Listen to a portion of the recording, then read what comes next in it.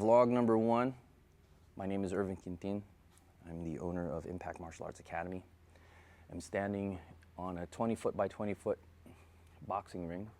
You'll have to excuse me, I'm kind of suffering a little bit of allergies, so if I start coughing like that, you'll know why. I come in here to, do the greatest job that I can.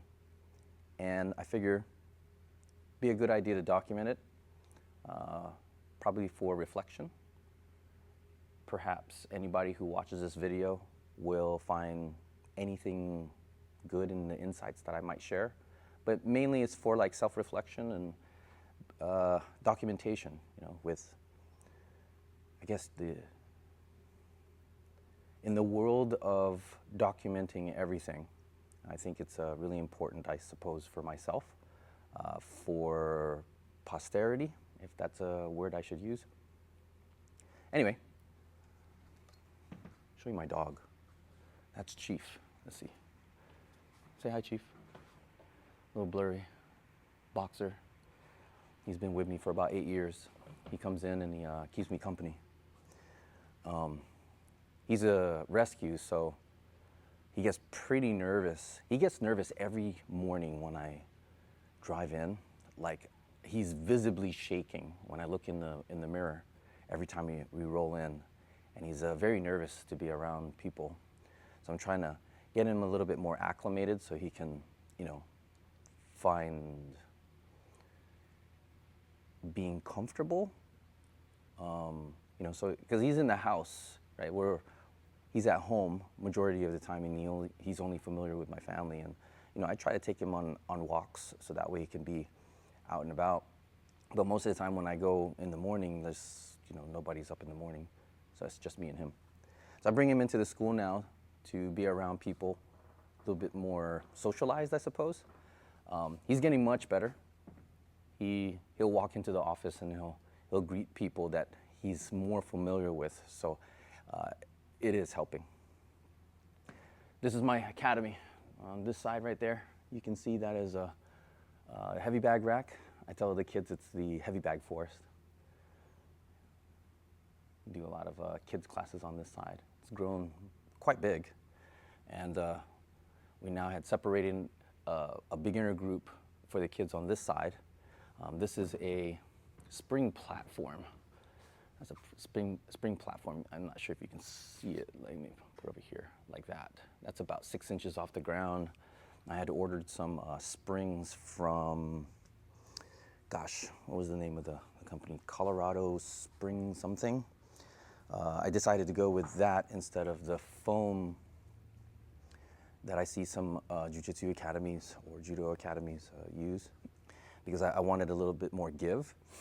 There's about 2 layers of plywood underneath it, so that way any seams are covered by another layer of plywood, if that makes any sense. Talking about the kids class. This building is about a little bit more than 8,000 square feet. I want to say it's 8,500, but like the bathroom area right over there, the main office, and like this staff break room, in my mind I tend not to include that. So I guess in all, just over 3,500 square feet of actual training space.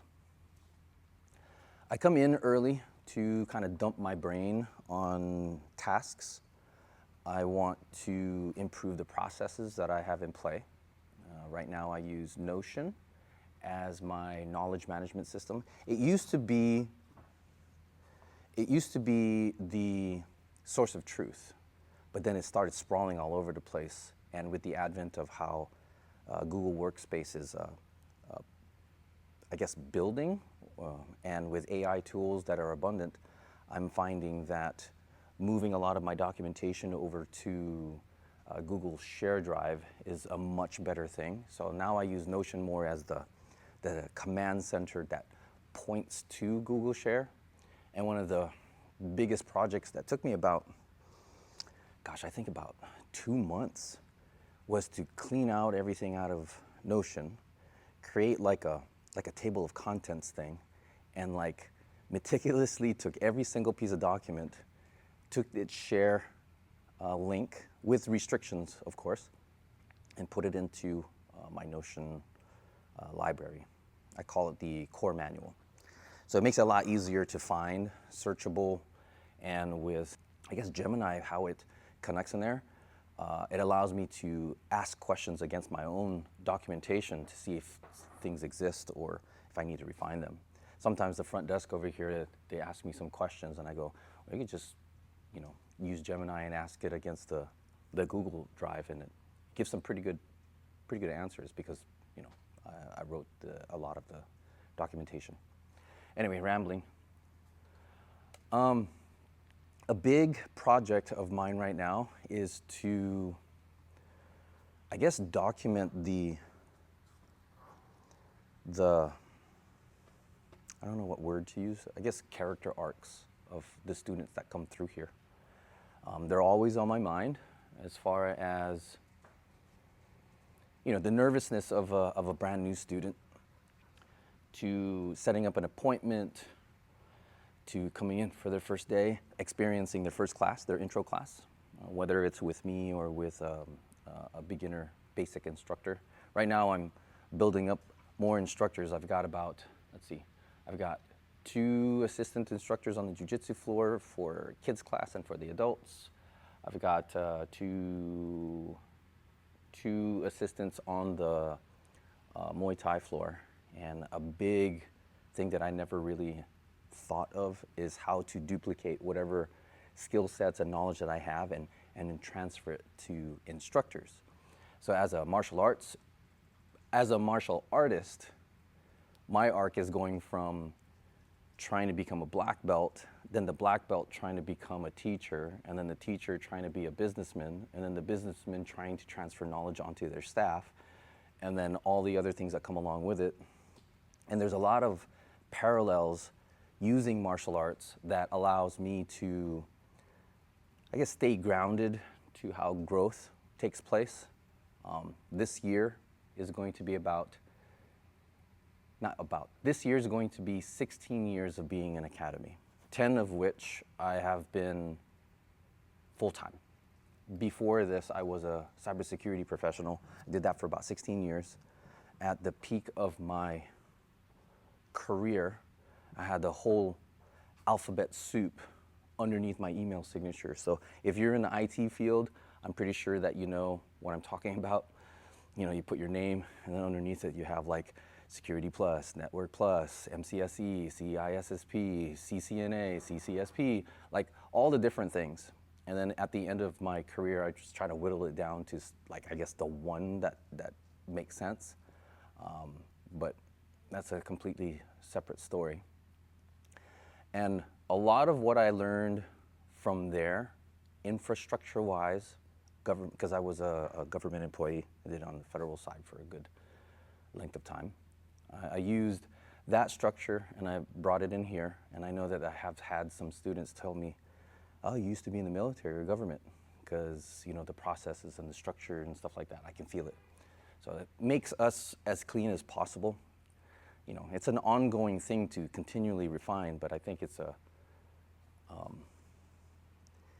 there is definitely a balance between feeling like the documentation is perfect, wanting it to be even better, and then just kind of leaving some buffer room to allow interpretation of some sort, right? Like, you try to cover all of your bases, like let's say refund policies. You don't want to stipulate it so granular that you're removing the ability for people to have like common sense. But then there's other situations that arise that point to unique situations where you're like, oh man, I actually have to go back into my documentation, write about that specific situation, so that way anything in the future is going to be covered and not let the lack of clarity cause frustration. But yeah, I use a lot of my previous professional experiences and I place it into my place. I guess on an everyday basis, what I want to try to do, not every day, but I feel that if I could just document some reflections, some insights, things that happen on on an everyday basis. I'm not sure if I'm repeating myself now, but I think it's really important to document. In the world of YouTube, social media, you know, it's not a brand new thing. Content creation is, in my opinion, the modern word to just saying archiving, scribing, you know, writing it down. Because we've been doing that as humans for a very long time, where we want to use what we are able to extract from our mind, our insights, and then improve stuff along the way. You know, as a martial arts teacher, when I create a lesson plan, right, in my head it's called a lesson plan. Today it's called content, right? Like if you were standing here and I'm teaching, I'm standing right over here, and then you're around on the mat as students, your eyes, your presence would be the camera. And I would be teaching to many students. In this case, when I'm talking to an actual camera, there's many of you behind that. And it doesn't really change the fact that whatever I come up with is, in fact, content. So I guess documenting the process, documenting what I'm going through is very important. Today, I come in early just to try this out. It's quite lengthy already, so if whoever is watching this video right now is still interested in what's going on, thank you for sticking around this long. Don't mean for it to be very lengthy, but I guess I gotta start somewhere, right? This boxing ring has had lots of memories. There's some like sweat thing. I'm not sure if the camera can pick any of that up. Got a guy who's gonna compete over this weekend over in Maryland. It would be the second MTAC. What an amazing thing. A lot of hard work, a lot of blood, sweat, and tears have filled this room up. And I've watched people grow. I've watched people struggle. I've watched people overcome their adversities. I watch people do that on an everyday basis. And I think it's really important, not just for me to be there for them, but I think to let them feel that there is an ever-present presence that always is in their best interest. We may have our own experiences together to go up and down in a relationship with instructor to student, in the same way that maybe a business owner to the business has, right? Like, I've gone through many cycles of what that is, and perhaps these vlogs are going to be able to capture some of that. I guess that'll do it for right now. Thanks for watching.